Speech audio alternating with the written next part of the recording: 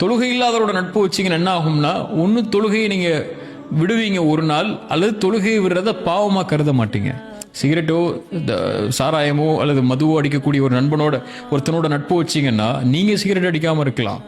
நீங்கள் அதனால் நீங்கள் அவர் சிகரெட் வாங்கி கொடுக்காம கூட இருக்கலாம், அல்லது மது வாங்கி கொடுக்காம கூட இருக்கலாம். ஆனால் ஒரு நாள் வரும், அது நீங்கள் தப்புன்னு கருத மாட்டீங்க. அதனால தான் உங்கள் நண்பர்களை தேர்ந்தெடுக்கும் போது நல்ல நண்பர்களை தேர்ந்தெடுத்துக் கொள்ளுங்கன்னு சொல்லுது இல்லையா?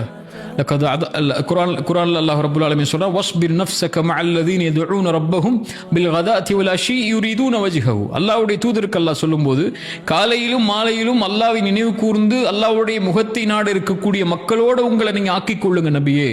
அல்லாஹ்வுடைய நினைவை விட்டு தொலைந்து உலகத்துடைய மனோயிச்சைகள், உலக ஆசைகள்ல, உலகத்துடைய இன்பங்கள் இருக்கக்கூடியவனோட, அது வீணான காரியத்தில் இருக்கக்கூடியவனோட நட்பாக்கிக் கொள்ளாதீங்க. அது உங்களுக்கு எதையும் பிரயோஜனம் அளிக்காது.